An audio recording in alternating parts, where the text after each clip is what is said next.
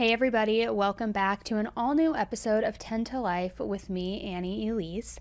I am bundled up today. I'm really cold. I kind of feel I don't know why I have my coat tied and wrapped because I'm so cold. I kind of feel I'm in my Olivia Pope era right now. I don't know if you guys ever watched Scandal, but I don't know why I put my hair back in a bun today. I have my earrings.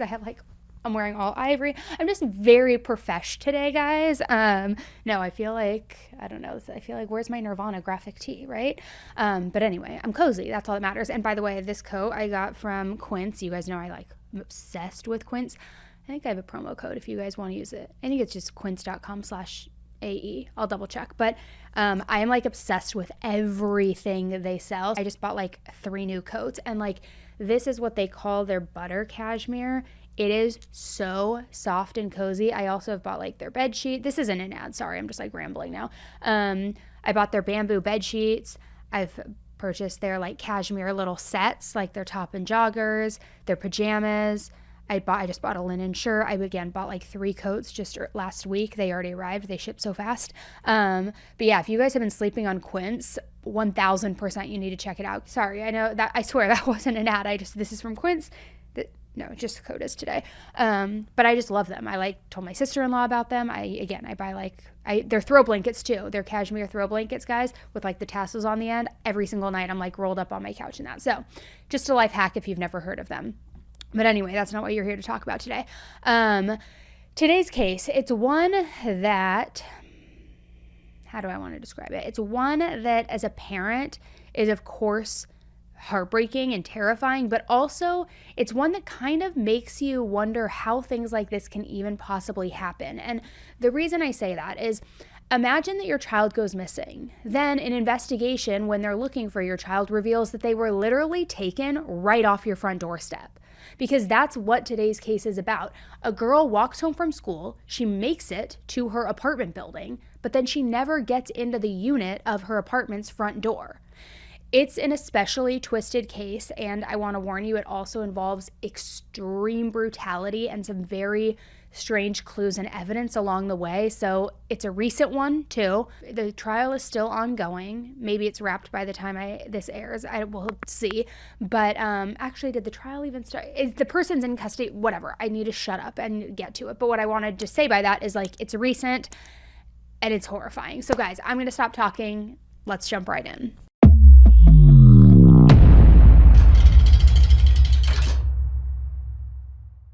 In 2022, Lola Daviet was 12 years old. She was a very pretty, very athletic young girl. She had bright, long blonde hair, fair skin, kind of a little sharp pointed nose, these sparkling blue eyes.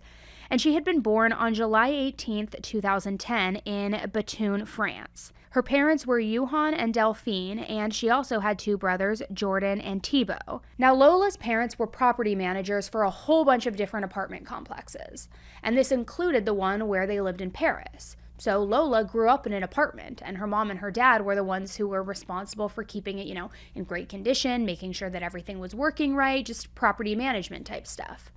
Lola also went to school in Paris, where she was truly a great student. However, her real passion in everything was gymnastics. Lola was an incredible athlete, and for the 2021-2022 gymnastics season, she had made it into this very competitive, very elite team. She was competing against some of the best gymnasts in all of France, really just pushing herself to be the best that she could possibly be. Lola was an extremely happy kid. She was the sort of person who also just never sat still and never sat down. She always wanted to go somewhere. She wanted to be outside. She wanted to go hang out with her friends. And I mean, it makes sense, right? I imagine that you have to be pretty high energy to be a good gymnast. I would imagine you're doing all the flips, the running, the this, the that, all of it. But it sounds like that was the case for Lola. Just always up, always on her feet, and really a great athlete. So it's no wonder people were just drawn to her, attracted to her. She had a very large friend group. However, out of all of her friends, Lola's best friend was her mom. They told each other everything. They were just extremely close.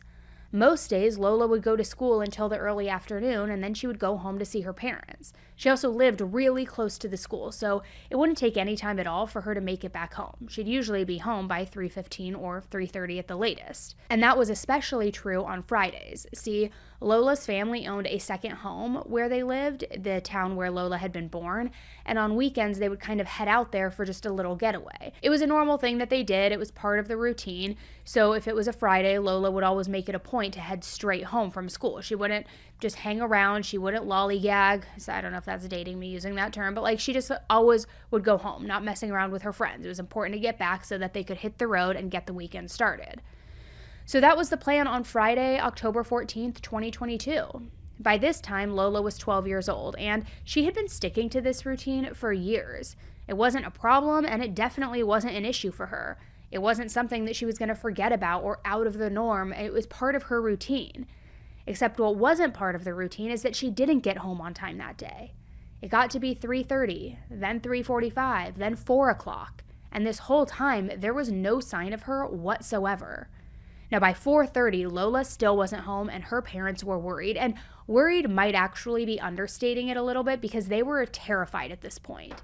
This was so unlike Lola, and her dad ended up calling the police to report her missing. The police officer that he talked to said that they would send somebody over right away, which was really good news because it sounded like the authorities were taking this situation seriously. But her dad and her mom didn't want to wait. They wanted answers right now. So while the police were still on their way over and hadn't made it there yet, the two of them decided to do some own investigating on their own. Now, like I mentioned before, her dad and mom were property managers of their apartment building, which meant they had access to all of the building's security cameras. So they didn't need to ask anyone for permission or wait for a warrant or anything like that. They just pulled the footage up and started watching it. What they were looking for and what they wanted to see most of all is if Lola even made it home from school. Maybe she walked in the front door and then went over to a friend's apartment, or maybe she walked in and then left again. So her parents weren't sure what to expect when watching the footage, but they knew that they wanted to check it out. And as they were watching, they found something. At 3:20 p.m., right around the time when Lola usually got home, the footage showed her walking into the building through the front door. The only thing was, she wasn't alone. She was with somebody else, someone who looked like a young woman. The woman was wearing a gray jacket and light-colored pants, and she wasn't very tall, but she was pretty thin and just a small-looking person overall. She had dark hair, olive-tanned skin, and Lola had on the same clothes that she had been wearing when she left that morning, pants and a top that were both white. The woman looked somewhat familiar to her parents, but not exactly 100%. It was almost like maybe she was a friend of a resident and they had seen her in the apartment complex before, just something that looked familiar.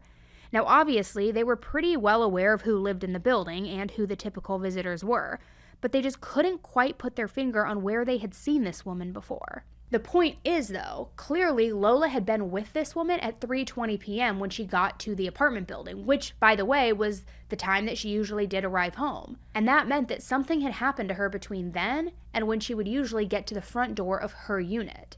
So it was natural to assume that this woman, whoever she was, she might have had something to do with Lola's disappearance, or at the very least know what happened and where Lola went or who she was talking to.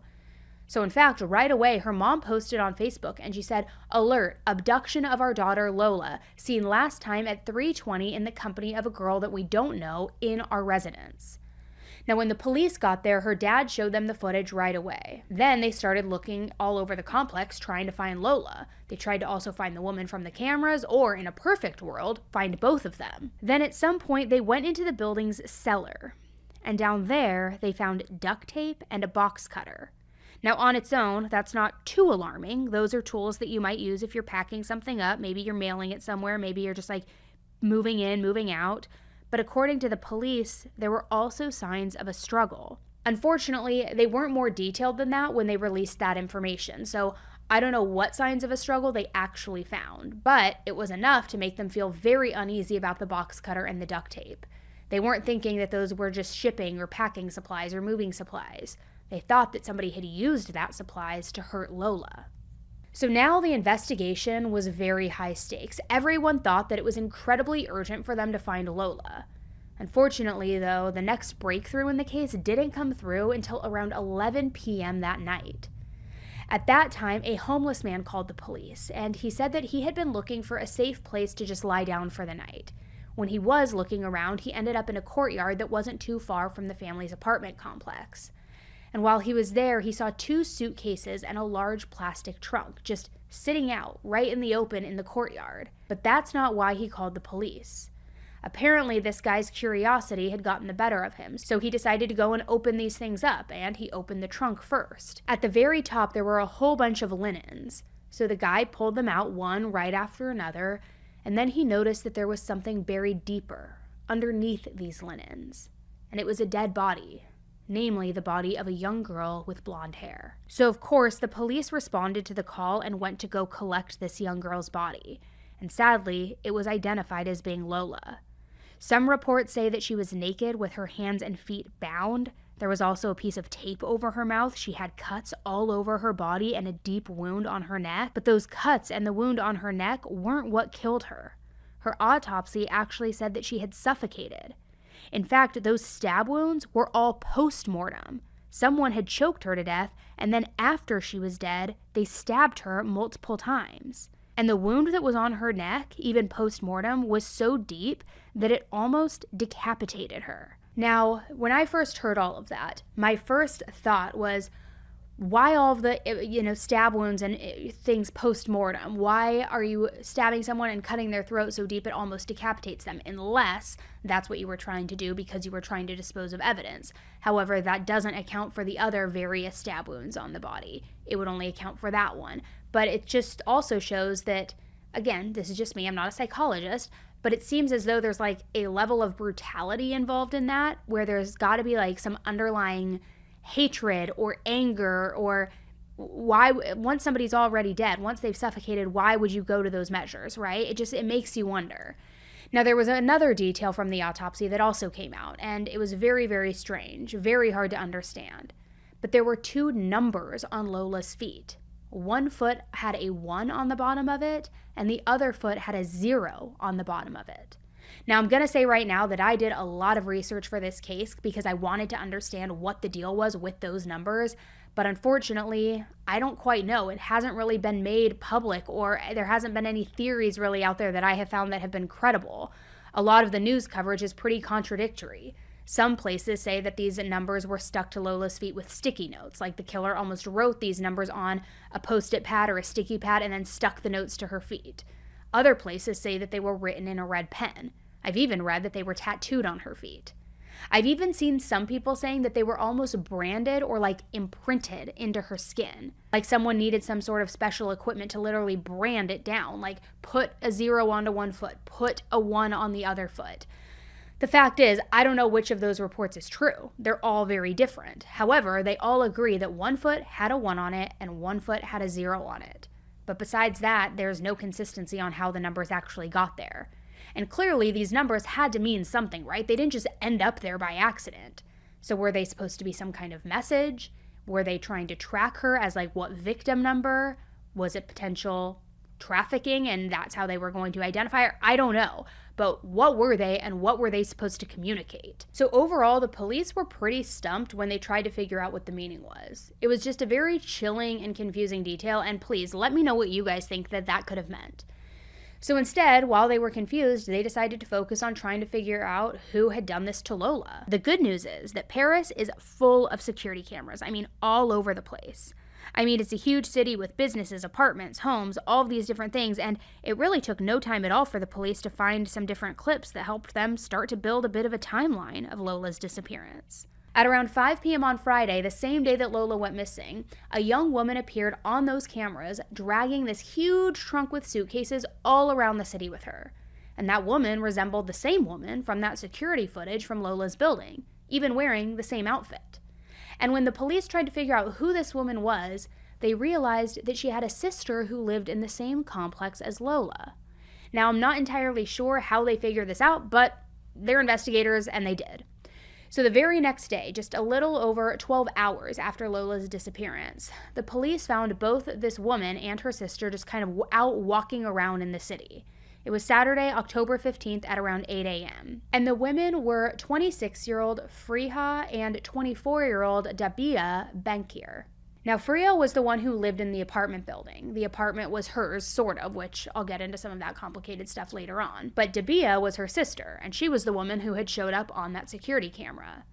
So it made sense why police arrested Daviet. She was the one on that security camera with Lola. However, it isn't too clear why they also took Freya in for questioning, but I'm assuming it's because she was the one who actually lived in the building. So police wanted to be sure, that she wasn't involved. Now, as it turns out, this was not Daviet's first brush with the police. Reportedly, somebody had assaulted her back in 2018, and there isn't much information about this attack that's public, but I do know that she went to the authorities at that time for help. Then, a year later, she popped up on the police's radar again. But this time, she wasn't a victim. She was the one who assaulted somebody else. Actually, 2 other women.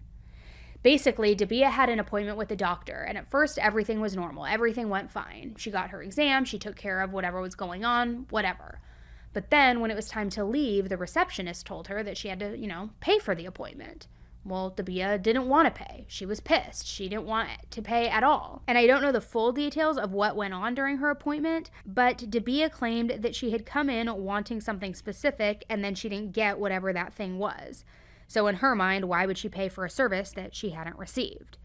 From there, then, things got heated. 2 receptionists ended up getting involved, saying, you don't get to see a doctor and then afterward just say that you're unhappy and refuse to pay. It's not like sending a dish back at a restaurant because it's not what you ordered. It's like you saw the doctor. Except Daviet kept putting her foot down and saying that she wouldn't do it. She wouldn't give anyone any of her money. Then she hit both of the women. Now, one of those women fought back, and it sounds to me like Daviet was one of these, cowardly bully types. They're only violent against people who are too small or too scared to defend themselves, because as soon as she got hit with any kind of resistance, Daviet announced that she was leaving, and she just headed for the door. And as she was on her way out, she yelled, "I'll come back. You don't know what I'm capable of." Sure enough, she came back the next day just like she had threatened to. And as for what she was capable of, well, from the sounds of it, it sounds like she was capable of calming down and realizing that she had been out of line. Because when she showed up, she came with a friend who also helped her pay for her bill. They were both just calm, chill, polite, and normal. There was no real drama. Though still, the 2 receptionists still ended up reporting Daviet for her behavior because, let's be real, she was completely out of line. Except, and you see this so many times, the receptionists were the ones who were punished for doing the right thing. When their company had heard all about what happened, all of the details, they ended up firing the receptionist who had fought back, which is kind of unbelievable, right? But getting back to the investigation around Lola's disappearance and murder, the police realized right off the bat that Freya and Daviet were not French. They were actually both from Algeria. They had both come to France on student visas back in 2016. Back then, they had been living with their mother, who was already set up and established in France, and I know that by 2022, their father had passed away, although I'm not exactly sure when that happened. But besides that, Freya told the police that she and Daviet had both had a really rough time when they first got to France. The 3 of them, Freya, Daviet, and their mother, were all living in a very tiny apartment above a restaurant. It wasn't very much space for a family of 3, but eventually they got a bigger place. Well, not long after they settled into the new apartment, their mother apparently died of cancer. Now, Freya ended up subletting an apartment in Lola's building. The person who usually lived there was on a long international vacation, so Freya was just there temporarily. Daviet crashed with her every now and then, but for the most part, it was Freya who was doing the subletting. But then, there started to also become some tension between the 2 sisters. According to Freya, Daviet had some pretty serious mental health issues. This affected her behavior and made it hard for other people to get along with her or even want to be around her. Freya's actual words were, "Daviet is the bad seed of the family because she always causes problems. Even when my parents were sick, she caused a lot of worry." And that's how Daviet was apparently most of the time. But after her mother's death, things got even worse. Daviet began lashing out in more alarming ways, doing drugs, manipulating people, and sometimes getting so messed up that she couldn't even have a coherent conversation. When Daviet was sober and calm, she would lie about anything and everything, and just always wanting to kind of spin things in her own favor. So Freya finally reached a breaking point. She had to put her foot down and set some boundaries with her sister. And when she told Daviet that she couldn't live with her anymore, Daviet ended up basically homeless. I mean, she didn't have a job. Freya was paying her rent thanks to a job at a bakery, but Daviet didn't have anything like that. There were a few friends who would let her, come over, crash on a couch here and there, But like Freya, they all eventually reached their limit and they just told Dabiah, you gotta go. You gotta get out of here. Now, if you ever looked at Dabiah's social media, you never would have guessed any of this. She posted a lot on TikTok, just a lot on social media in general, and she came across as very normal. Her videos always showed her smiling, dancing, singing. She was always dressed really nicely with her hair and makeup done. Behind the scenes, though, Dabiah was clearly unwell. She had some issues. And based on what her sister had said, the detectives were also expecting for her to be some kind of master manipulator during the interrogation. Being able to explain everything and anything away. She'd have all kinds of cover stories. She would be an expert at lying. Except that wasn't what happened. Not at all. Basically, the police sat Dabiah down and right away, without any kind of prodding at all, she admitted she had killed Lola. According to Dabiah, she saw Lola and struck up a conversation with her outside of the apartment complex. She told Lola that she lived in the same building as her, and it's not clear, but it seems like maybe they had recognized each other, or they had at least seen each other before, going in and out of the building, and so they were able to then make some small talk.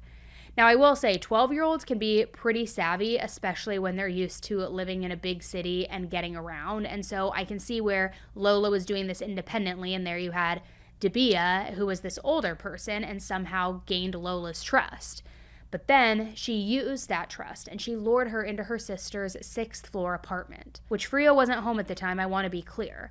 But once the two of them were inside that apartment, things took an incredibly dark and very sinister, satanic turn.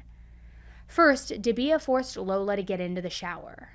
And then, after the shower, Dabiah assaulted Lola. Specifically, she also forced this innocent, helpless 12-year-old little girl to perform oral sex on her. I mean, it's enough to make you want to throw up. It's just truly horrendous, terrible stuff. Now, the details surrounding what exactly went on in that apartment aren't totally clear. It hasn't been released what all went down, and I can't even imagine what other horrors Lola had to endure at the hands of Dabiah. But there is some speculation, and we don't know a lot that is for certain, but we do know the, assault element of it and what that entailed. So once Dabiah was done, she then put tape over Lola's mouth and nose. And in the statement that she gave to the police, she said that that was all that she did. She apparently wasn't necessarily trying to suffocate Lola, but that's what happened anyway, because Lola couldn't breathe. And because of that, she of course died. Now that's what Dabiah said. But I have my doubts about all of it because I don't entirely believe her story, and that's for a few reasons. First, Lola's autopsy said that her spine was compressed. Now, I'm not exactly sure what is meant by this, which I'm kind of curious if you guys know if there's any medical professionals, but I'm wondering, did Dabiah press down on Lola's spine? Did she strangle her with such force that her spine was compressed? Like if she was holding her down while she was attacking her and strangling her? The details are very unclear.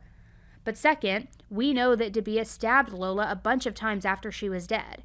And that's something Dabiah confessed to as well. She didn't deny it. But I have to wonder, if you weren't trying to kill someone and then they died anyway, would your first thought be to grab a knife and just start stabbing as opposed to, trying to help that person or maybe even feeling horrified about what you had done? To me, it feels more like Dabiah wanted to hurt Lola or punish her, and the strangling just maybe wasn't punishment enough. Lastly, Dabiah's story didn't totally fit the evidence at the crime scene. Like I mentioned before, there was evidence of a struggle inside the cellar, but Dabiah made it sound like the assault and the murder all happened in her sister's apartment. So maybe she was leaving something out, I'm not really sure. Maybe some of that stuff did happen in the cellar and she just said that it was all in the apartment. I don't know, it's hard to say for sure. But there's one last thing too in all of this that really drives home in my mind that Dabiah is a liar who cannot be trusted. And that's because she gave this whole confession, told the police everything, and then she took it all back. She was totally flip-flopping. I mean, first she said, yeah, she did it, but then she said, no, she didn't do it. At one point, she actually tried to even say that she had a bad dream that she had committed the murder. Like somehow she just got that confused with reality. Then she said that it was a stranger with a gun who did it, but it's not even clear if she was even trying to make that story make sense. Like, was she there when the stranger with the gun showed up? Did she witness it? Did the stranger allegedly abduct Lola and take her into Freya's apartment while Dabiah happened to be there? It's not clear and it doesn't make a lot of sense. And basically, her entire story made no sense. And it gets even more insane, if you can believe that. because then it went from her doing it to a stranger doing it to a ghost doing it. A ghost.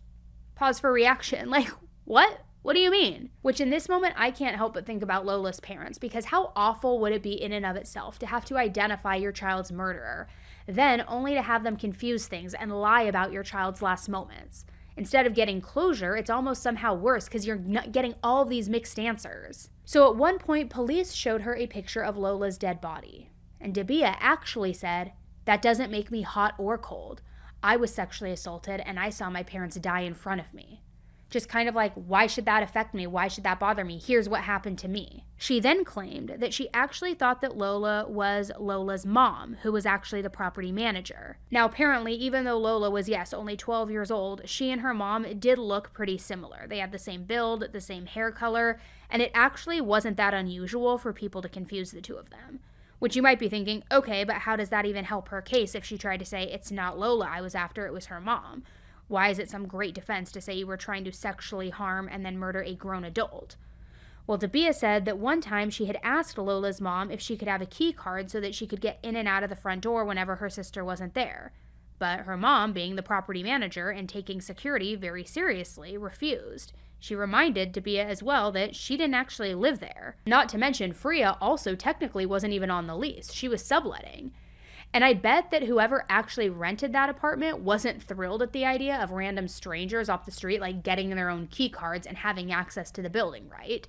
So it sounds like Lola's mom made a really good decision there. She made a smart call. She didn't cooperate with Daviet, but Daviet was pissed about that.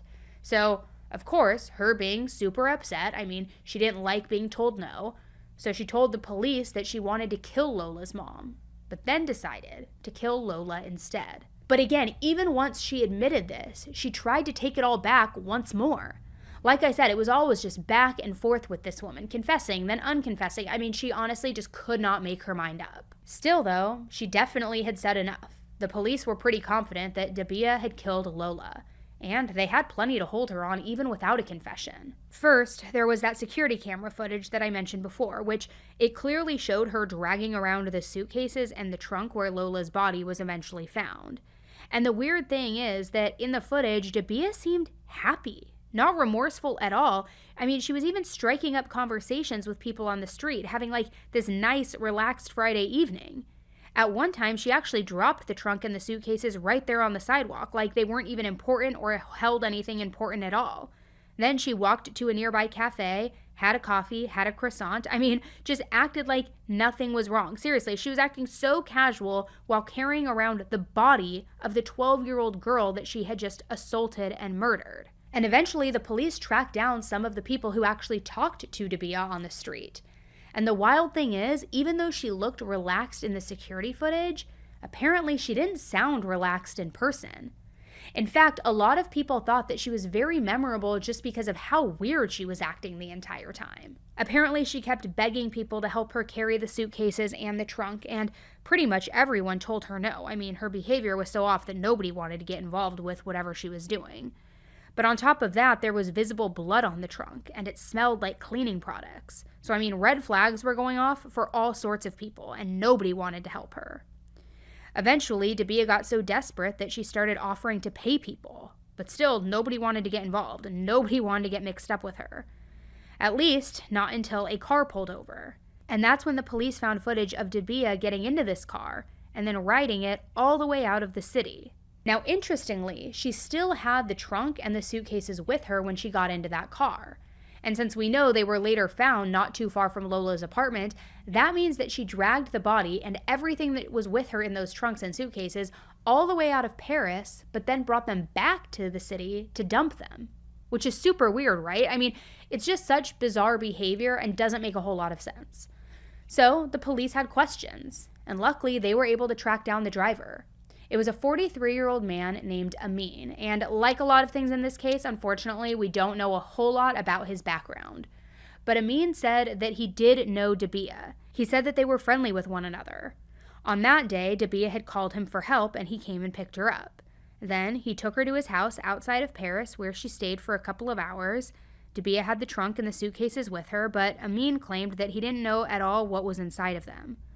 So anyways, after being at his house for a while, Daviet called a cab and then went back to the city with the trunk and suitcases in tow. Which, I mean, who knows what Daviet was thinking in this moment? Maybe she had a plan for disposing of Lola's body and changed her mind. I don't know. Maybe she just wasn't thinking clearly, which she obviously wasn't, considering what she had done. But now, with Amin's testimony, the police now thought that there were at least 6 people who were involved with the murder or its cover-up in some type of way. Not necessarily that they were all guilty, just that they had some kind of role that they played within it or bearing witness to it. There were Freya and Daviet, of course. There was Amin, also Amin's roommate. The police also thought that that roommate might know something, but they eventually decided he wasn't involved in at all, so he was let go after some questioning. But along the way, they also questioned that homeless man who had found Lola's body. And the same thing, there was no sign that he had done anything wrong, so he was let go. But the 6th person is someone who I don't know anything about. Their identity wasn't released, and there was no evidence that they had broken any laws or done anything wrong, so they apparently were let go of too. So that left Freya, Daviet, and Amin.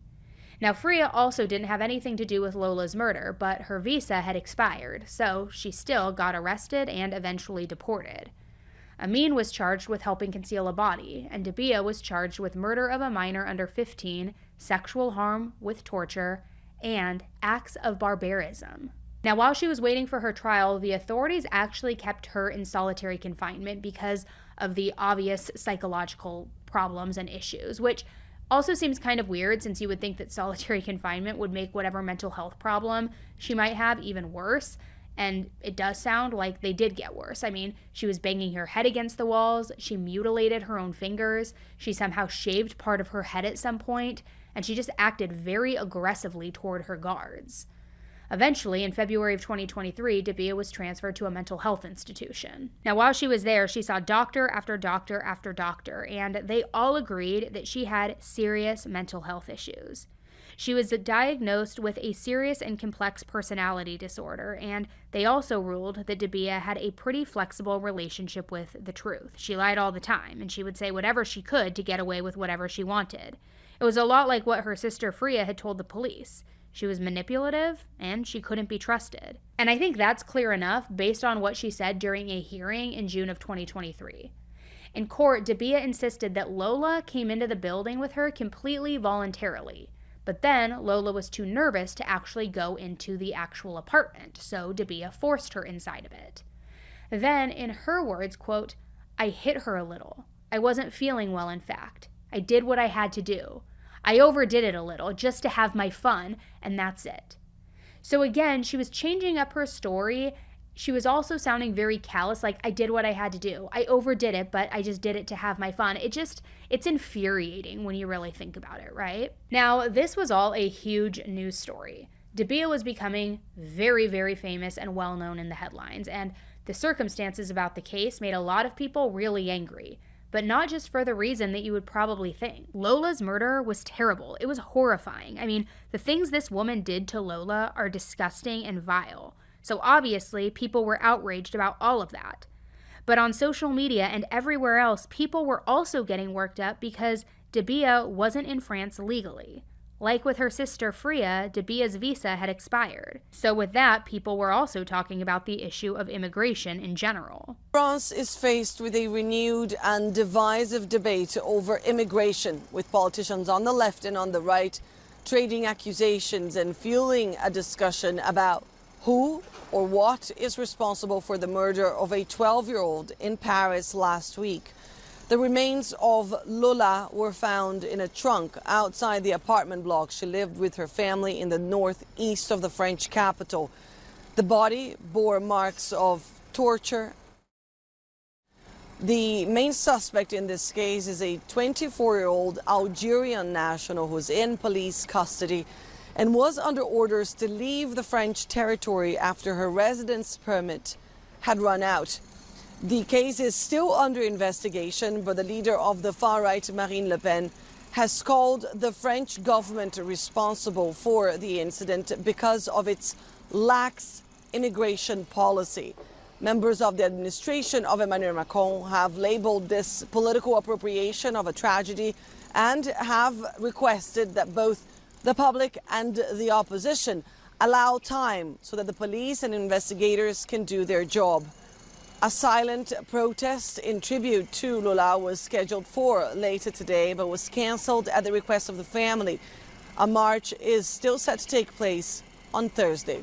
Now, Lola's family didn't like that her death was now getting caught up in this debate about the immigration laws in France. She was a sweet, loving little girl, and now she was gone. So that's where they wanted the focus to be, not on the immigration issues, focus on Lola. The people who had known Lola did what they could to honor and remember her.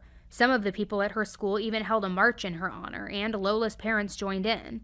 At the end of the march, her mom gave a speech where she said, "It is these difficult times of extreme violence that the best rubs shoulders with the worst. The best is you here. The worst is the use of our daughter's image for commercial or political ends." As pupils at the girls' secondary school paid tribute to their former classmate, people in the neighbourhood expressed their horror at the murder. We're shaken. What happened was horrible. My children are traumatized. I'm traumatized, the neighborhood is traumatized, all of France is traumatized. I think the whole world is.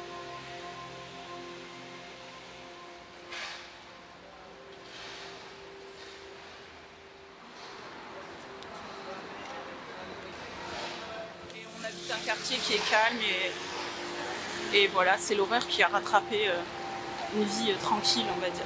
On habite le quartier depuis des années et on vient témoigner un soutien à la famille, hein, juste en déposant un bouquet parce que comme beaucoup de gens, la majorité des gens, ça nous brise le cœur. Voilà, c'est insoutenable.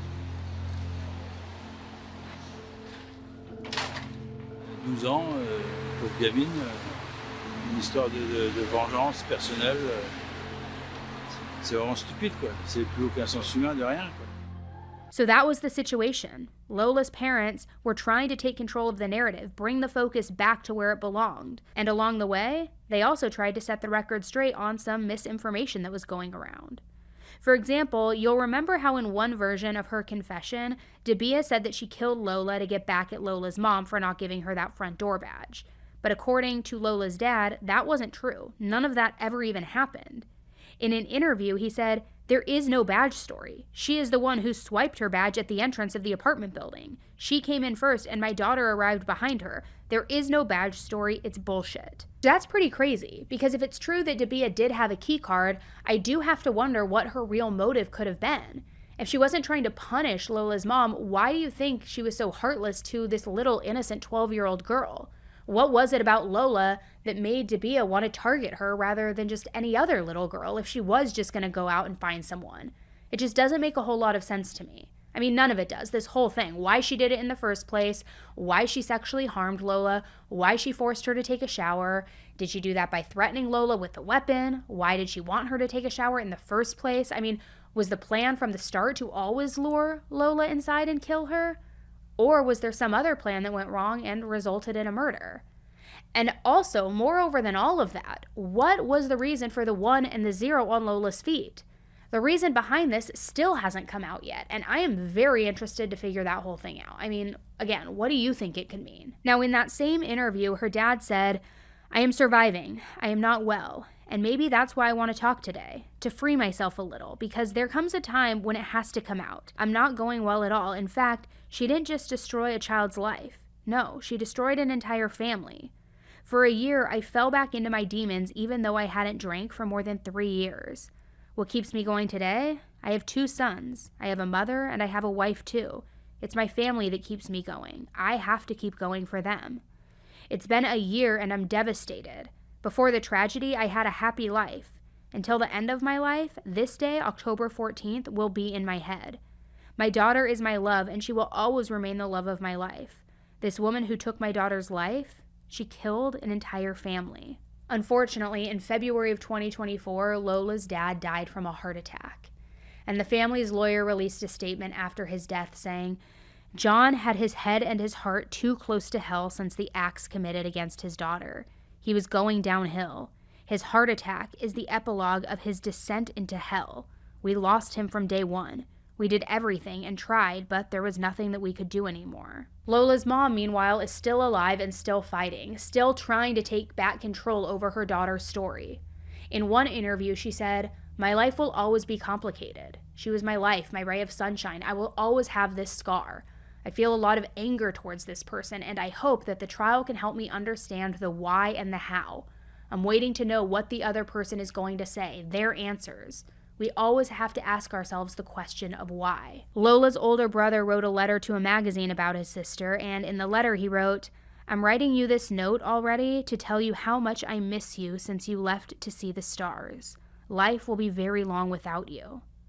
When it was Lola's birthday in July of 2023, her aunt wrote a tribute to Lola on Facebook saying, "Not a day goes by without me thinking of you.